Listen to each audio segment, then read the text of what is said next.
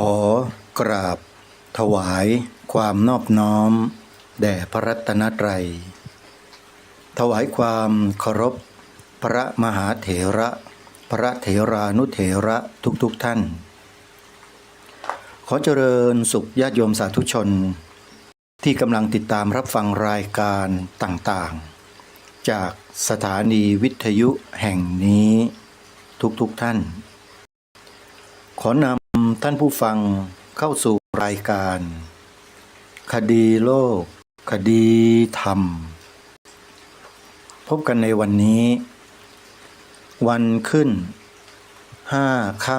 ำเดือน 8วันนี้ตรงกับวันศุกร์ที่19มิถุนายนพระพุทธศักราช2569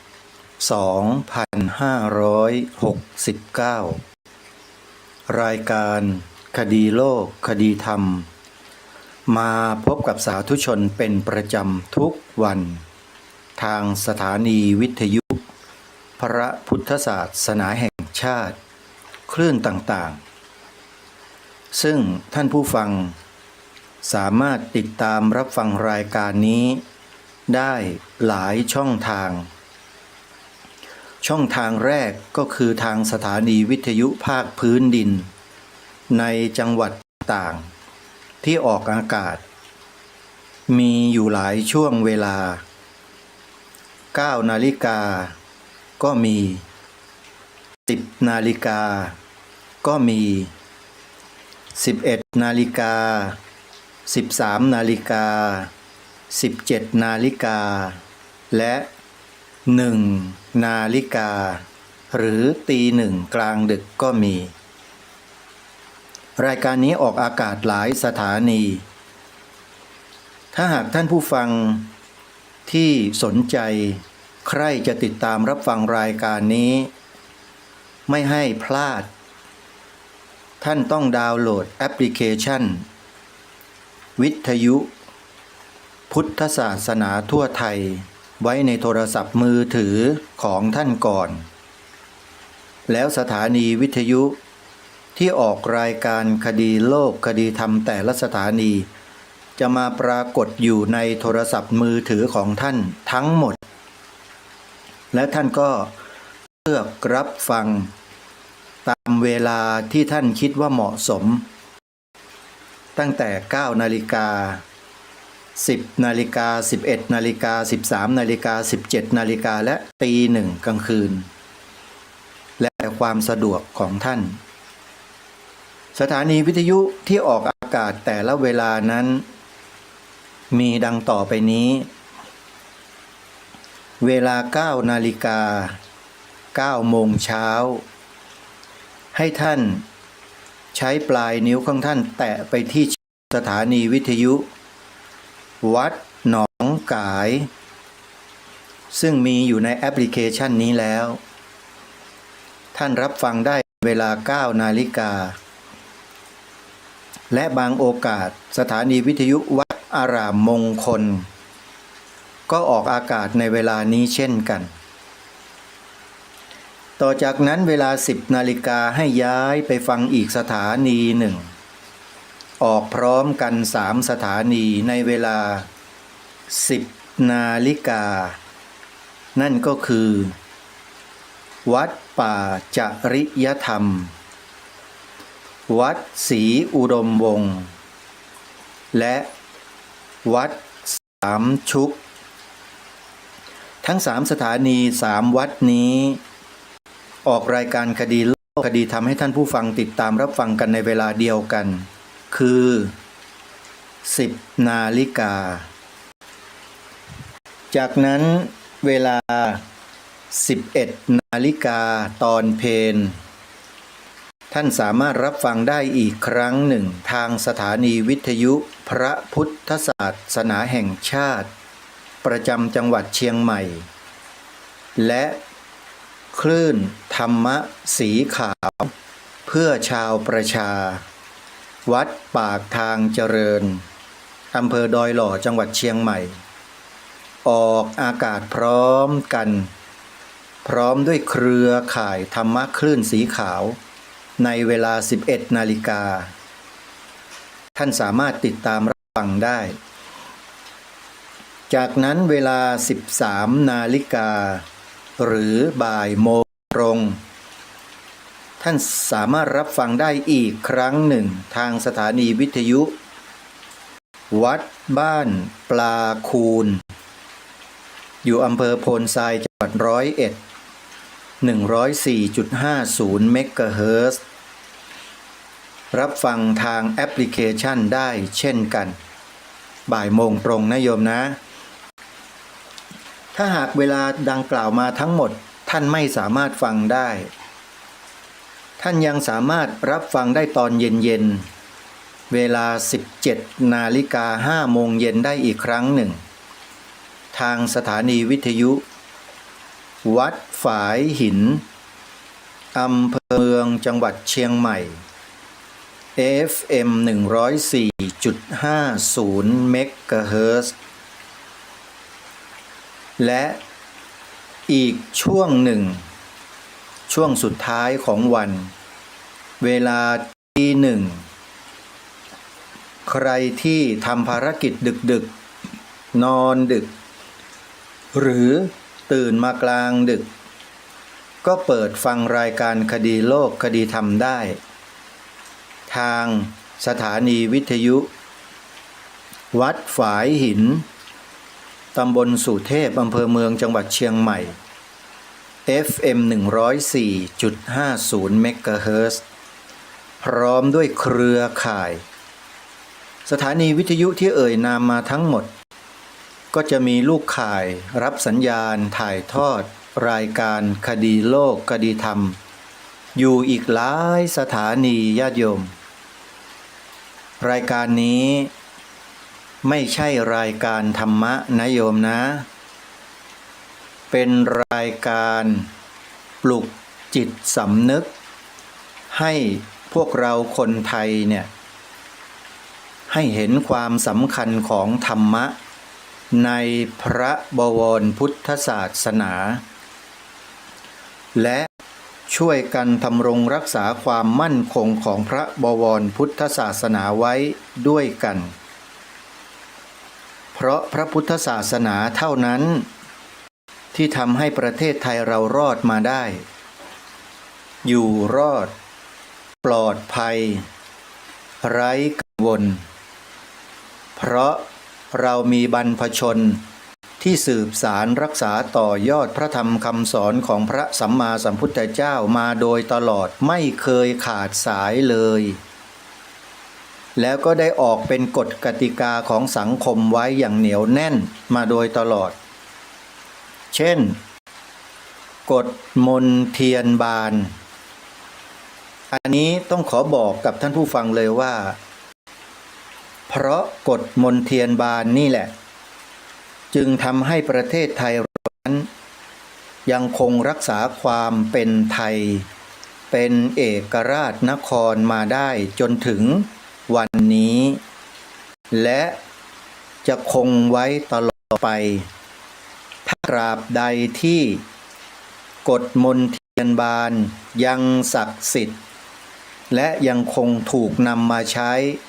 เป็นปกติอยู่ต้องขอบอกกับท่านผู้ฟังว่านี่คือเรื่องสำคัญแต่ไม่ใคร่จะมีใครนำมาพูดแต่สำหรับรายการคดีโลกคดีธรรมแล้วศึกษาเรียนรู้สิ่งเหล่านี้พร้อมทั้งมีการวิเคราะห์สถานการณ์ต่างๆเทียบเคียงกับระบบกฎหมายในยุคปัจจุบันที่ไปรับมาจากต่างชาติต่างศาสนามาตราเป็นกฎหมายไว้ในบ้านในเมืองเนี่ยทางรายการก็นำมาเปรียบเทียบกันดูถ้อยคำต่อถ้อยคำประโยคต่อประโยคบอกกับท่านผู้ฟังได้อย่างมั่นอกมั่นใจเลยว่าบ้านเมืองเราที่รอดปลอดภัยเป็นเอกราชมาได้ไม่ใช่เพราะพวกกฎหมายเหล่านี้นะที่ใช้อยู่ปัจจุบันไม่ใช่นะแต่เป็นเพราะกฎมนเทียนบาน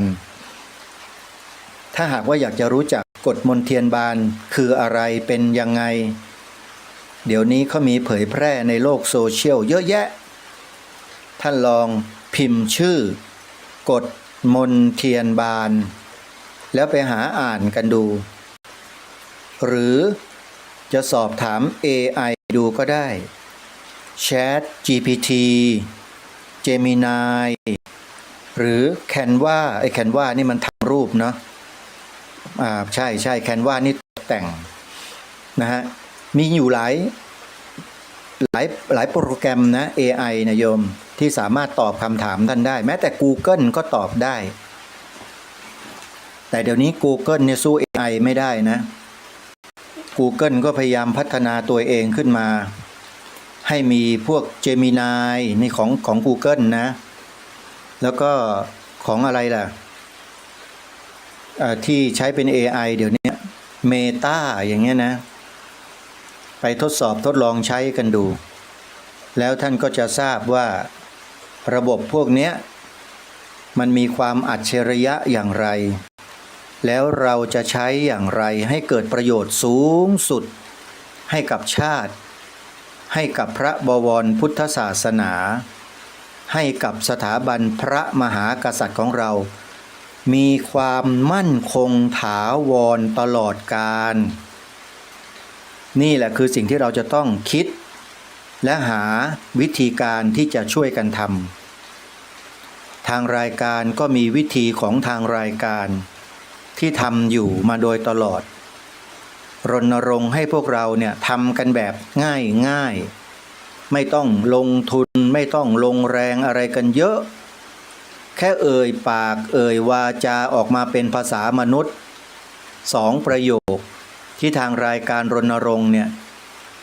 พูดออกมาให้เป็นกิจจลักษณะอธิบายขยายความยกตัวอย่างหลักฐานอะไรต่างๆมาเพื่อพูดกับคนในสังคมให้เขาได้รู้จักว่าประเทศไทยของเรานั้นเป็นประเทศแบบไหนมีศาสนาอะไรเป็นแกนหลักเป็นหัวใจของประเทศนี่คือสิ่งที่เราจะต้องพูดให้คนปัจจุบันได้รู้และยอมรับไม่ใช่อยู่กันเฉยๆไม่ทำอะไรกันเลยทำตามที่เขาสั่งเขาบอกทำตามนโยบายของเขาว่ายังไงก็ทำตามอย่างนั้นระวังนะท่านผู้ฟังนโยบายเนี่ยตัวดีนักแหละเป็นเครื่องมืออย่างดีเลยให้กับคนที่นั่งอยู่ในอำนาจถ้าออกนโยบายมาไม่สอดคล้องกับวัฒนธรรมจารีตประเพณีวิถีชีวิตของประชาชนส่วนใหญ่ของประเทศที่นับถือศาสนาพุทธนโยบายนั้นเป็นไงลองพิจารณาดูให้ดีนะท่านผู้ฟังถ้าออกนโยบายออกกฎหมายมาแล้วมันไปกับวัฒนธรรมจารีตประเพณีของคนในสังคมนี้ไม่ได้เนี่ยมันขัดแย้งกันและมีแนวโน้มอาจจะเป็นการทำลายกันด้วยซ้ำเนี่ยโยมว่ามันดีไหมล่ะใช่ไหมฮะท่านต้องตอบคำถามโดยการพิจารณาในสิ่งที่ทางรายการนำเสนอนี้ให้ดีๆก่อนอย่าเพิ่งตอบท่านลองไปวิเคราะห์ดูเถอะนโยบายแห่งรัฐท่านว่าสำคัญไหมสำคัญสิไม่สำคัญได้ไงไม่สำคัญแล้วมันจะเอาเงินซื้อเสียงแย่งอำนาจกันมาเพื่ออะไรอ่ะเพื่ออะไรก็เพื่อมาออกนโยบายของรัฐนี่แหละใช้อำนาจนั่นแหละมาออกกฎหมายออกนโยบายออกคำสั่งออกระเบียบสารพัดที่จะออกพอออกมาแล้วเราต้องตรวจดูด้วยนะเราเป็นผู้รับนโยบายมาเนี่ยลดหลั่นกันมาตั้งแต่คณะรัฐมนตรีลงมารัฐมนตรีนะรัฐมนตรีว่าการกระทรวงมาเป็นอธิบดีจะเป็นผู้ว่าราชการจังหวัดนายอำเภอหรือผู้ใหญ่บ้านกำนันเนี่ยคนเหล่านี้นี่คือฐานทางอำนาจเป็นผู้ที่ต้องรับนโยบายมาปฏิบัติถูกไหมแล้วท่านต้องวิเคราะห์ดูด้วยปัญญาของท่านว่าไอ้คำสั่งหรือนโยบายหรืออะไรที่มันออกมาเนี่ยมันขัดแย้งกับวัฒนธรรมจารีตประเพณีของพวกเราหรือเปล่า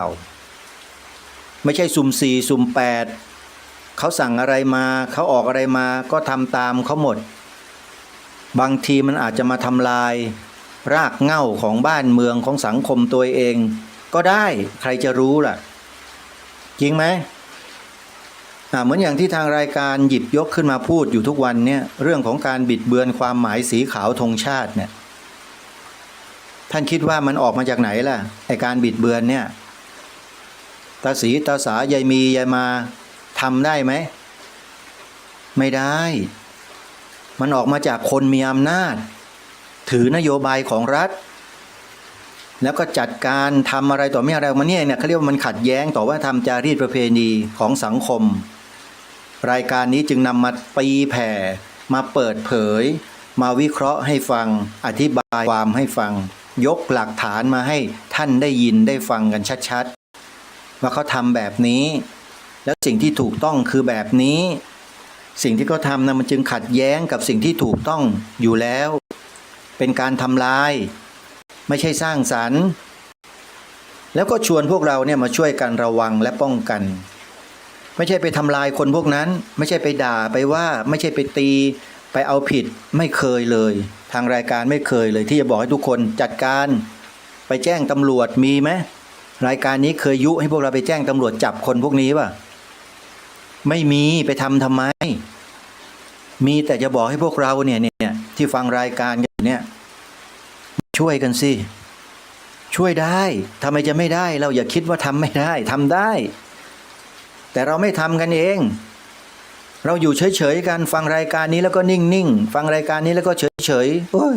รายการบ้าๆบอๆไปสนใจมันทำไมบางคนก็พูดแบบนี้นะเห็นพูดอยู่เรื่องเดียวเรื่องธงชาติเบื่อจะตายถ้าเบื่อธงชาติก็อย่าอยู่ประเทศนี้ดิใครที่เบื่อธงชาติไปเลยไม่ว่ามันอยู่ทำไมใต้ร่มธงไทยเนี่ยคนที่คิดแบบนี้นะอาตมาพูดถึงคนที่พูดแบบนี้นะถ้าเบื่อไม่ต้องเคารพทำไมแล้วเมื่อไม่เคารพแล้วก็อย่าอยู่ประเทศนี้ไปเลยที่ไหนก็ได้ในโลกนี้กว้างขวางจะตายไปหรือลงไปอยู่ในทะเลก็ได้ไม่มีใครห้ามแต่อยู่ประเทศนี้แล้วมันไม่ได้ไงเพราะคุณไม่เคารพไม่เลื่อมใสศรัทธาและคุณเบื่อหน่ายต่อธงชาติถูกไหมคุณเบื่อหน่ายไม่ได้สิ่งเหล่านี้คุณเบื่อหน่ายไม่ได้เพราะมันเป็นประเทศของคุณธงชาตินี่คือประเทศของคุณใช่ไหมมีแต่เขาจะยกย่องชูโบกสะบัดให้เป็นสัญลักษณ์น่าภาคภูมิใจแต่พวกเราเบื่อ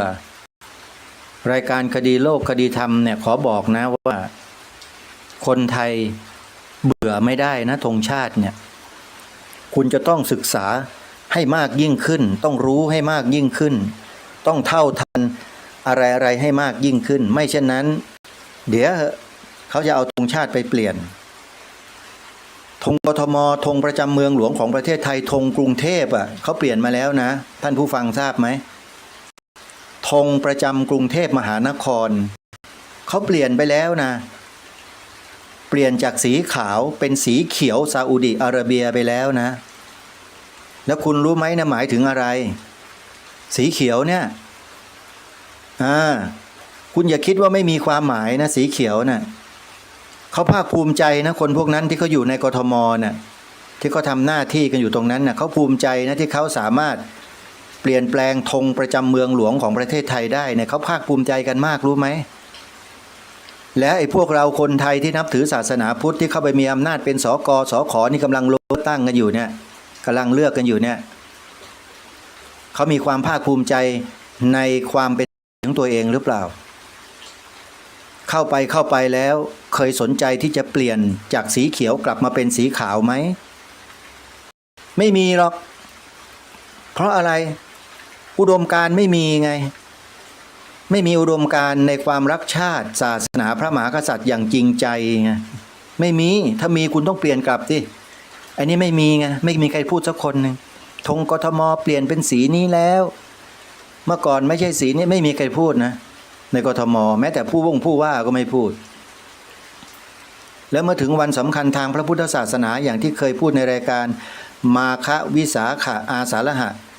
หน้าศาลาว่าการกรุงเทพตรงข้ามกับเสาชิงช้าวัดสุทัศน์เนี่ยไม่มีการประดับธงธรรมจักรตามประกาศของสำนักนายกรัฐมนตรีที่ประกาศให้หน่วยงานของรัฐทั้งหมดประดับธงชาติคู่กับธงธรรมจักรในวันสำคัญทางพระพุทธศาสนาคือตรงธงตราสัญลักษณ์ในวันนั้นๆน่ะก็คือธงธรรมจักรไม่มีฮะกทมไม่ทำครับแล้วมันเป็นข้อสงสัยไหมล่ะว่าระดับเมืองหลวงพิเศษซึ่งมีกฎหมายพิเศษปกครองตนเองเป็นเมืองพิเศษเป็นเขตปกครองพิเศษแต่ไม่ทำตามประกาศของสำนักนายกรัฐมนตรีที่ประกาศให้ประดับธงชาติในวันสำคัญของชาติคู่กับธงตราสัญลักษณ์ของวันนั้นๆกทมไม่ทำเมื่อก่อนยังทำนะเมื่อก่อนสมัยที่ธงกทมเป็นสีขาวขาวบริสุทธิ์สีสวัสดิ์หมายพระไตรรัตน์และธรรมคุ้มจิตไทยเนี่ยกทมยังประดับธงธรรมจักรคู่กับธงชาติเต็มหมดเลยนะแต่พอเปลี่ยนเป็นธงสีเขียวซาอุดิอาระเบียก็ไม่มีการประดับธงธรรมจักรในวันสำคัญของชาติคือวันสำคัญทางพระพุทธศาสนาที่สำนักนายกประกาศอีกเลยแล้วพวกเราเคยสงสัยไหมว่าทำไมเขาจึงไม่ประดับแต่เวลามีงานอะไรก็ไม่รู้ประดับไฟกันเต็มลานคนเมืองไปหมดเลยมีอยู่ช่วงหนึ่งจำได้ไหมใช้งบประมาณไปไม่รู้กี่แสนล้านสตังค์ไม่รู้กี่แสนล้านกีบโยมนะเคยทราบใช่ไหมโยมเขาไปจัดกันที่ลานคนเมืองอ่ะภาคภูมิใจมากไฟนี่เต็มไปหมดเลยแต่มาก็ผ่านไปผ่านมาสมัยนั้นเห็นก็ถ่ายภาพไว้เปลืองงบประมาณไปโดยเปล่าประโยชน์ประดับธงธรรมจักรเพียงผืนหนึ่งไม่กี่สตังค์ยังซะดีกว่าใช่ไหมแต่นี่จัดโอ้โหมโหฬารใหญ่โตใช้งบทุ่มงบกันเป็นไม่รู้กี่พันล้านกีบหมดเงินไปเยอะเลยนี่คือความภาคภูมิใจที่พวกเราเข้ากันไม่ถึงหรือไงก็ไม่ทราบทั้งพระแล้วก็ทั้งโยมนั่นแหละขออภัยนะฮะที่ผมพูดจาตรงๆนะครับครูบาอาจารย์พวกเรานี่เข้าไม่ถึงความรู้สึกอันเรียกว่าอะไรอ่ะความรู้สึกที่เป็นอุดมการณ์ชาติเนี่ยเรายังเข้ากันไม่ถึงหรือไงก็ไม่ทราบนี่ถ้าประกาศรับสมัครให้ไปออกรบกับเขมรที่กำลังเตรียมกองกำลังเตรียมอาวุธเตรียมพร้อมที่จะถล่มไทยในอีกไม่กี่เดือนข้างหน้าเนี่ยถ้าระดมกันนี่ไม่รู้จะไปกันหรือเปล่าพวกเราเนี่ยถ้าสำหรับรายการคดีโลกคดีธรรมแล้วเนี่ยไม่ต้องชวนหรอกอยากจะไปอยู่แล้วโยมเลือดมันเข้มข้นมานานแล้วเรื่องนี้ก็ดูการจัดรายการการพูดในรายการทุกท่านก็ทราบดีอยู่แล้วนี่ว่าเข้มแค่ไหนมันออกมาจากใจนะไม่ใช่เสแสร้งนะฮะผมทำและพูดแล้วทำครับไม่ใช่เป็นคนหล่อแหละโลเลแทงกักเดี๋ยวนู่นเดี๋ยวนี่ไม่มีครับข้อแม้ผมไม่มี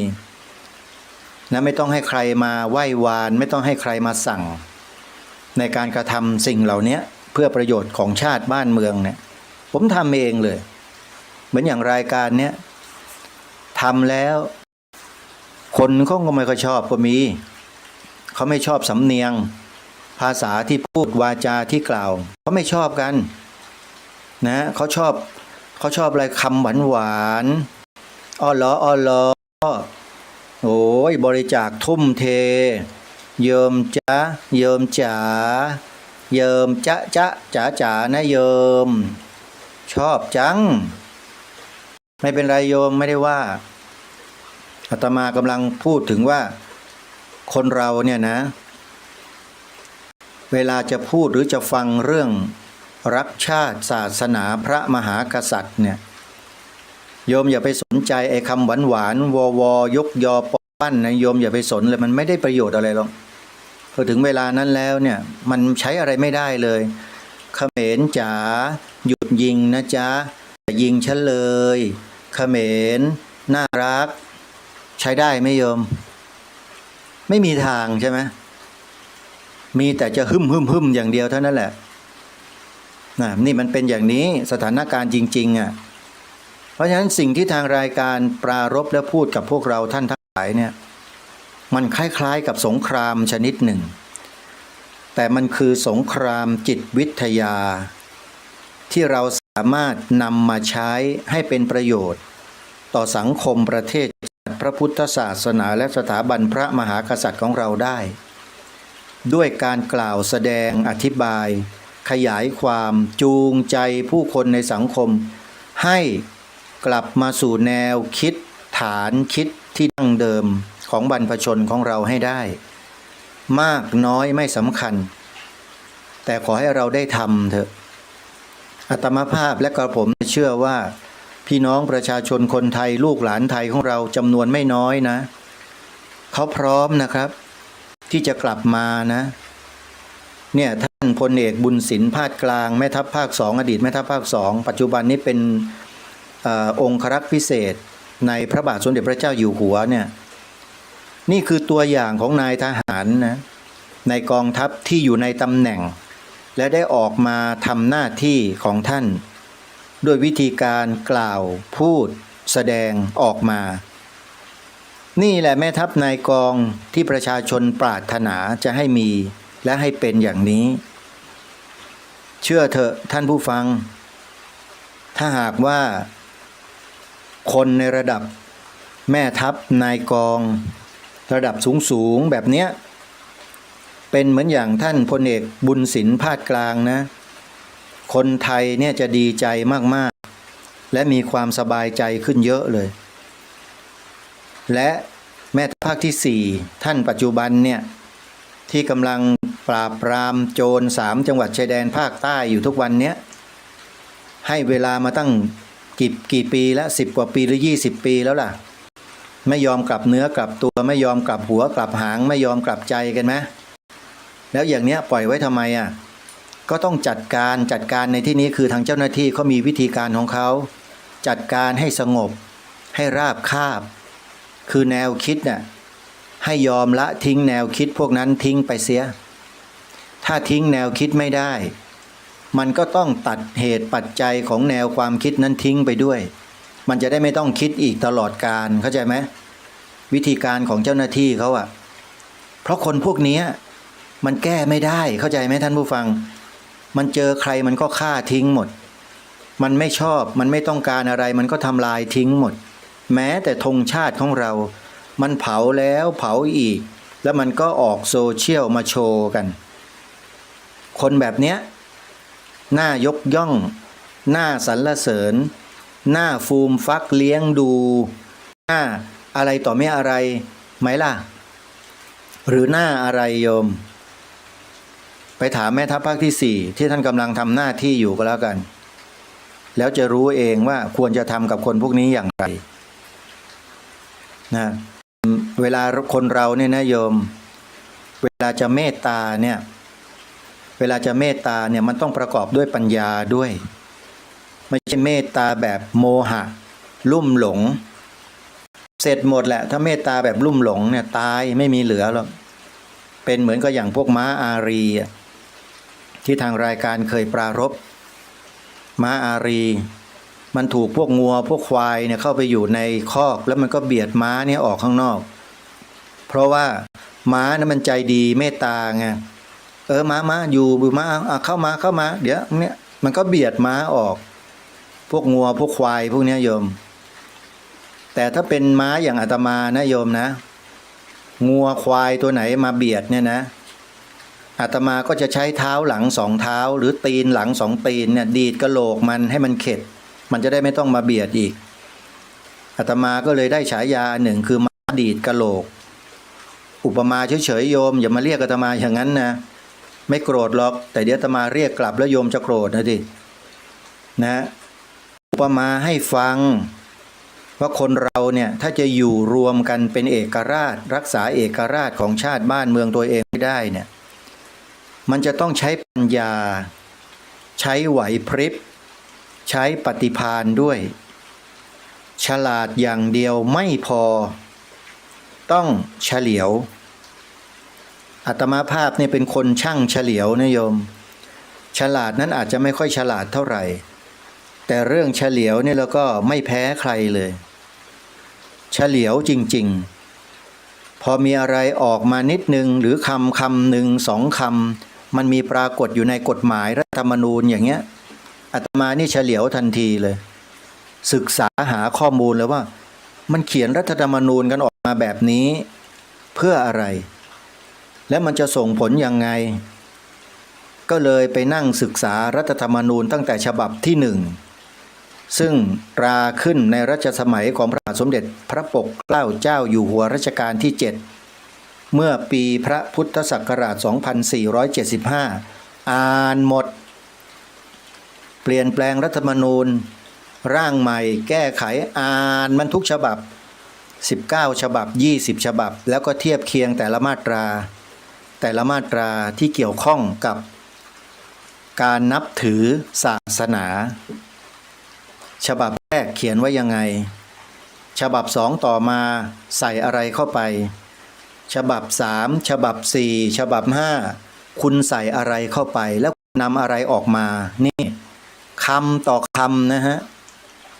แล้วมันมีผลต่อการปกครองบ้านเมืองด้วยตัวอักษรที่อยู่ในหมายรัฐธรรมนูญเนี่ยซึ่งหลายคนอาจจะฉลาดมากอ่านเก่งฮะตีความได้หมดแต่คุณขาดเฉลียวจริงๆฉบับปี2540รัฐบาลใครไม่รู้แหละคุณไปดูเอาเองเถอะรัฐบาลเนี้ยประจำเลยขาประจำรัฐบาลเนี้ยฉบับ2540ฮะรัฐธรรมนูญมาตรา38ไม่รู้ออกมาได้ยังไงพอออกมาแล้วปรากฏว่ามีคนบางกลุ่มบางที่จ้องมานานและเมื่อไหร่จะเขียนในรัฐธรรมนูญสักทีจะได้ใช้เป็นข้ออ้างออกกฎหมายลูกอาศัยอำนาจตามความในมาตราแห่งบทบัญญัติรัฐธรรมนูญจึงให้ตราพระราชบัญญัติจุดออกมา1ฉบับ2ฉบับ3ฉบับ4ฉบับแก้ไขเพิ่มเติมถ้าต้องการทราบว่ากฎหมายอะไรถามอปพศข้อมูลอยู่ที่นั่นเพียบขอบอกเลยว่าอปพศยินดีที่จะตอบคำถามท่านกฎหมายอะไรที่ออกมาในบ้านเมืองเราแล้วส่งผลกระทบต่อความมั่นคงของชาติศาสนาพระมหากษัตริย์อปพศเขาจะร่ายยาวเลยและไม่ใช่แค่นั้นเขาจะขอที่อยู่ท่านเพื่อจะส่งเอกสารพวกนี้ข้อมูลพวกนี้ไปให้เป็นปึ้งเลยอปพศเขาใจดีนะเขาทำงานแบบเสียสละและทุ่มเทมากเสียสละเพื่อชาติบ้านเมืองทำทุกอย่างเพื่อจะเปิดโปงขบวนการบางสิ่งบางอย่างที่ซ่อนเร้นอยู่ในประเทศไทยของเรามานานตั้งแต่ก่อน2475แล้วก็มาแผงฤทธิ์ในปี2475ล้มราชบัลลังก์ของพระมหากษัตริย์คือเขาต้องการจะล้มนั่นแหละแต่ล้มไม่ได้ไงฟังให้ดีนะคนกลุ่มนี้ต้องการล้มราชบัลลังก์มานานแล้วต้องการจะปกครองแบบใหม่แต่ประเทศไทยคนไทยไม่ยอมก็ต้องต่อสู้กันทางอุดมการณ์และแนวความคิดไปอภิปรายกันในรัฐสภาในยุคนั้นน่ะลองไปหาดูกันเถอะศึกษาอ่านกันดูเถอะแล้วจะรู้ว่าเป็นอย่างไรและคนกลุ่มนี้นี่แหละเป็นอีแอบมาโดยตลอดท่านผู้ฟังเชื่อไหมไม่โผล่หัวไม่โผล่หางออกมาให้เราเห็นเลยเขียนขีดทำอยู่เบื้องหลังมาโดยตลอดแล้วก็พวกเราชาวพุทธนี่แหละคือหุ่นเชิดเป็นเครื่องมือบางคนนะบางคนให้เขานั้นเชิดอยู่ตลอดจนถึงวันนี้ก็ยังเชิดเราอยู่แต่เรามองไม่ออกเพราะพวกเราฉลาดไงแต่ไม่เฉลียว ถ้าต้องการให้เกิดความเฉลียว ถามอปพสหรือติดตามชมติดตามดูเขาก็ได้อปพส4 ตัวพิมพ์ลงไปใน Google ลงใน TikTok ใน Facebook ใน YouTube เดี๋ยวท่านก็เจออปพส4 ตัวนะเดี๋ยวจะกดสั้นๆให้ฟังชัดๆจะได้จดกันถูกออ่างปอปลาพอพานสอเสือ4 ตัวท่านพิมพ์หาและดูการเคลื่อนไหวต่อสู้ของคนกลุ่มนี้ดูนะและถ้าต้องการข้อมูลใดๆก็ตามให้ร้องขอต่อผู้บริหารองค์กรได้เลย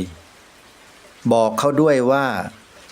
ฟังมาจากรายการคดีโลกคดีธรรมแล้วจะได้รับเป็นพิเศษเพราะผู้นำองค์กรนี้เขารู้จักรายการคดีโลกคดีธรรมเป็นอย่างดีเขามาทำงานทีหลังอาตมาหลายปีโยมคนกลุ่มนี้แต่ก็ชื่นชมเขานะมาทีหลังแต่ดังกว่าดังจนกระทั่งดับไปแล้วก็มีคือดับรัศมีนะไม่ใช่ดับชีวิตโยมตอนนี้รัศมีดับไปแล้ว1แต่ยังมีรัศมีอีกหลายดวงเกิดขึ้นก็ถือว่าดวงหนึ่งดับแต่อีก10 ดวง100 ดวง1,000 ดวงเกิดก็เป็นสิ่งที่คุ้มค่ามหาศาลเลยทุกวันนี้ดวงไฟเริ่มสว่างขึ้นเรื่อยๆกำลังส่องสว่างไปในมุมที่มันมืดมาโดยตลอดให้พี่น้องประชาชนคนไทยได้เห็นแต่ว่าพวกเราจะเหลียวตาไปดูสิ่งเหล่านั้นที่เขาส่องแสงให้เราเห็นกันหรือเปล่าเราจะใส่ใจเราจะสนใจที่จะศึกษาเรียนรู้ไปกับพวกเขาไหมหรือว่าเราไม่สนใจอันนี้มันก็คือชะตากรรมของชาติบ้านเมืองมันอยู่ที่พวกเรานั่นแหละว่าเราให้ความสนใจให้ความใส่ใจกับข้อมูลเหล่านี้ที่เขาเสียสละทุ่มเทชีวิตนำมาเปิดโปงเปิดเผยให้เราได้รู้กันหรือไม่เราจะสนใจกันไหมแค่นั้นเองปัญหามันอยู่ตรงนี้ถ้าเราสนใจเราก็จะติดตามดูฟังอ่านข้อมูลของเขาเมื่อเราติดตามดูฟังอ่านข้อมูลใช่ไหมเราก็รู้เลยก็เพราะเราดูเราอ่านเราฟังถูกไหมแต่ถ้าเราไม่ดูไม่อ่านไม่ฟังจะรู้ไหมไม่รู้ไปตลอดชีวิตแล้วก็จะไม่สามารถทำอะไรได้เลยด้วยเพราะไม่มีข้อมูลพูดก็ไม่ได้พูดไม่ได้แล้วไม่ต้องพูดถึงเรื่องทำก็ไม่ได้เพราะอะไรเพราะไม่มีใจอยากจะทำความสำนึกมันไม่เกิดคนเราถ้าสำนึกไม่เกิดการทำอะไรที่เสียสละที่เป็นการให้ต่อชาติบ้านเมืองไม่มีทางจะเป็นไปได้มันจะมีแต่ความเห็นแก่ตัวอยู่อย่างนั้นแหละไม่สามารถที่จะถอนความเห็นแก่ตัวออกได้เพราะฉะนั้นจุดเริ่มต้นที่จะทำลายความเห็นแก่ตัวออกได้คือต้องดูฟังอ่านข้อมูลที่อปปสเขานำเสนอท่านจะอ่านท่านจะดูท่านจะฟังหรือไม่มันก็คือสิ่งที่ท่านต้องตัดสินใจด้วยตัวของท่านเองถ้าท่านต้องการจะเป็นผู้หนึ่งที่ได้ชื่อเสียสละเพื่อชาติศาสนาพระมหากษัตริย์ท่านก็ต้องไปดูไปฟังไปอ่านข้อมูลของกลุ่มนี้แล้วท่านจะรู้การ์ตูนแอนิเมชัน2475เชื่อว่าท่านทั้งหลายเคยดูแล้วก็เคยฟังบ้างแล้วแต่ขอบอกนะการ์ตูนแอนิเมชัน2475เนี่ยยังปกปิดข้อมูลของกลุ่มบุคคลบางกลุ่มไม่กล้าเปิดเผยเหมือนอย่างอปปสเขานะ ทั้งที่คนที่ทำออกมาเนี่ยมีข้อมูลเต็มแต่ไม่กล้านำออกมาเปิดเผยแต่อปปสเนี่ยเปิดหน้าใส่เกียร์5ชนเลยเขาไม่สนใจอยู่แล้วเพราะอะไรเพราะไม่มีผลประโยชน์ต่างตอบแทนหรือแอบแฝงใดๆทั้งสิ้นเขาเป็นกลุ่มที่เสียสละลองไปดูนะโยมเป็นชาวบ้านธรรมดานี่แหละไม่ได้มีความรู้ความสามารถเก่งฉกาจอะไรเลยแต่มีความสำนึกเต็มเปี่ยมแล้วก็ร่วมกันออกมาแต่ละท่านแต่ละคนเมื่อนำอายุมารวมกันแล้วประมาณ8 ล้านปีมั้งโยมโอ้ยอายุสูงทั้งนั้นเลยนั่นคือคนมีอุดมการณ์แท้ๆนะ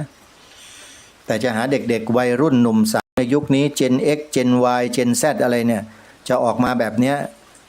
บอกได้เลยว่าหาทำไม้จิ้มฟันทำยายากทำน้ำหยอดตาก็ยากโยมเด็กยุคนี้นะยากมากถ้าหากพวกเราผู้เป็นผู้ปกครองพ่อแม่พี่ป้าน้าอาที่ดูแลเด็กๆเยาวชนอยู่ทุกวันนี้ทุกครัวเรือนนะไม่ปลูกฝังอุดมการณ์ให้เขาเนี่ยต่อไปมันจะหมดไม่มีเหลือนะโยมเชื่อรายการคดีโลกคดีธรรมเถอะนะปลูกฝังเขาเถอะเนี่ย2 ประโยคที่ให้ไปบอกลูกหลานเราฝังหัวลูกหลานเราเนี่ยทำไปเลยนี่เสียดายนะหน่วยฝึกทหารใหม่ผู้ฝึกผู้ช่วยผู้ฝึกผู้ช่วยครูฝึกทั้งหลายเนี่ยไม่นำ2 ประโยคนี้ไปให้ทหารท่องถ้าให้พวกทหารท่องนะบ้านเมืองเราแข็งแกร่งกว่านี้เยอะแต่ไม่ทำกันไงที่ไม่ทำเพราะผู้ออกนโยบายไม่สนับสนุนส่งเสริมแล้วใครล่ะออกนโยบายก็ผู้มีอำนาจดิถ้าผู้มีอำนาจสั่งการลงมาทุกอย่างก็จบแต่ไม่ทำกันอาตมายังท้วงติงเลยนะเนี่ยท้วงติงหน่วยฝึกทหารใหม่ทั่วประเทศเนี่ยคุณทำไมไม่สอนความหมายสีขาวธงชาติให้ทหารอัญเชิญบทพระราชนิพนธ์รัชกาลที่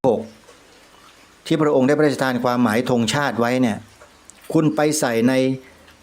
ตำราหนังสือวินัยทหารที่ทหารใหม่จะต้องท่องอยู่สถานีหนึ่งเนี่ยประมาณ100 กว่าข้อเนี่ยคุณทำไมไม่ใส่เข้าไปคุณคิดอะไรกันนะถามหน่อยเถอะไปตามใครเขาอยู่ทำไมไม่เป็นตัวของตัวเองล่ะอาตมานี่ถาม3 เหล่าทัพมาโดยตลอดว่าทำไมไม่ท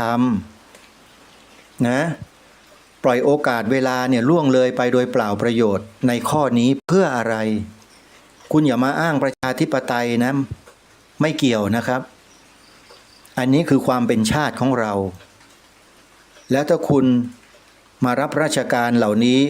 เพื่อชาติคุณก็จะปฏิเสธความเป็นชาติของตัวเองไม่ได้แล้วที่ทางรายการเสนอเนี่ยก็คือความเป็นชาติแท้ๆด้วยและเป็นสิ่งที่องค์พระมหากษัตริย์ทรงกำหนดเอาไว้ด้วยและถ้าหากคุณไม่ยอมรับคุณมารับราชการทหารเพื่ออะไรจริงไหมท่านผู้ฟังจริงไหมเสียดายไงอาตมาไม่ใช่เป็นผู้บังคับบัญชาสูงสุดของ3 เหล่าทัพถ้าเป็นแล้วก็น่าดูจริง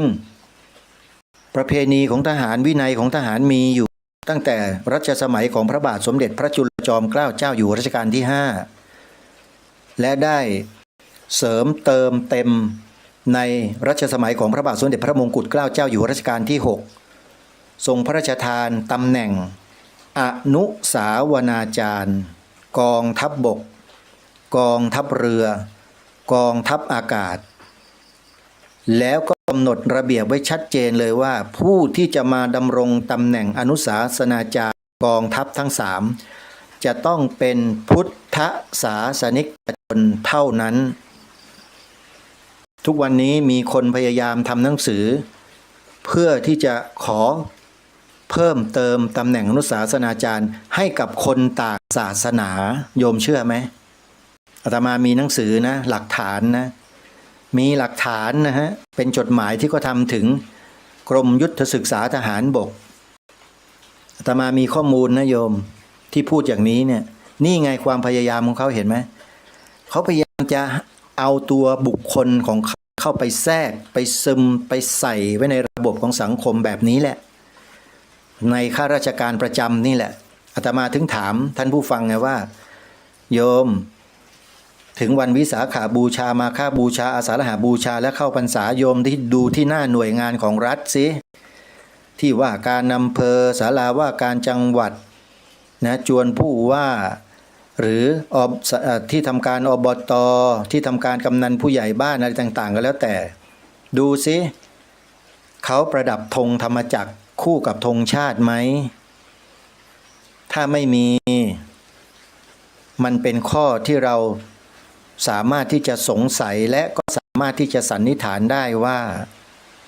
ผู้ใหญ่บ้านกำนันนายกอบต.หรือนายอำเภอผู้ว่าราชการจังหวัดนั้นๆไม่น่าจะมีความศรัทธาในพระพุทธศาสนาเขาจึงไม่เห็นความสำคัญในข้อนี้ทั้งที่สำนักนายกรัฐมนตรีประกาศในราชกิจจานุเบกษาว่าให้หน่วยงานของรัฐหัวหน้าส่วนราชการทุกคนทุกหน่วยงานประดับธงชาติในวันสำคัญของชาติดังนี้แล้วก็ต้องประดับธงประจำสัญลักษณ์ของวันนั้นๆด้วยทำไมคุณไม่ทำผู้ว่าทำไมไม่ทำนายอำเภอทำไมไม่ทำกำนันผู้ใหญ่บ้านนายกอบต.ทำไมไม่ทำนี่คือข้อสงสัยของประชาชนและประชาชนมีข้อสันนิษฐานอยู่ในใจอย่างที่กล่าวมาเมื่อสักครู่ว่าหรือว่าพวกคุณเนี่ยไม่มีศรัทธาในพระพุทธศาสนาแล้วคุณมาดำรงตำแหน่งระดับเป็นผู้นำของคนในสังคมบ้านนี้เมืองนี้ได้ยังไงคุณไม่รู้จักบ้านนี้เมืองนี้ดีพอหรือเปล่าหรือว่าคุณรู้จักแต่คุณปฏิเสธคุณไม่เอาด้วยคุณไม่สนใจต้องการจะเปลี่ยนแปลงให้เป็นอย่างอื่นหรือเปล่าประชาชนก็มีสิทธิ์ที่จะวิเคราะห์มีสิทธิ์ที่จะพิจารณาหาข้อมูลใช่ไหมแต่ปรากฏว่าพอถามไปถามมาข้อมูลก็โผล่เลยอปปส.ไปพบเจอความจริงว่าข้าราชการระดับสูงไม่ว่าจะเป็นระดับผู้ว่าราชการจังหวัดโดยเฉพาะระดับนายอำเภอหลายอำเภอทั่วราชอาณาจักร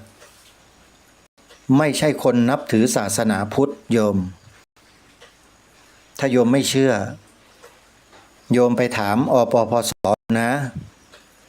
เขามีข้อมูลเด็ดๆเต็มไปหมดเลยมีชื่อมีนามสกุลที่เขาไปเปลี่ยนแปลงมาเป็นภาษาไทยเราอ่านแล้วเราดูแล้วมองไม่ออกว่าเป็นคนประเภทไหนมาดำรงตำแหน่งพวกนี้อยู่ในสายการปกครองของประเทศนะโยมซึ่งในสมัยอดีตนะบรรพบุรุษเราเนี่ยเขาไม่ให้ขึ้นมาปกครองระดับนี้นะมาดำรงตำแหน่งนี้ไม่มีเลยแต่ปัจจุบันนี้เต็มไปหมดเลยเกลื่อนเลยแล้วมันเกิดอะไรขึ้นถามอปปส.โยมอาตมาตอบไม่ได้แต่อปปส.ตอบหมดต้องการรู้อะไรชื่อนามสกุล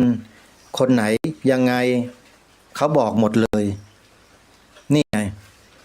ถึงบอกพวกเราเนี่ยถ้าเราใส่ใจสนใจชาติบ้านเมืองหวงแหนชาติบ้านเมืองจริงเมื่อเราได้ยินได้ฟังแบบนี้แล้ว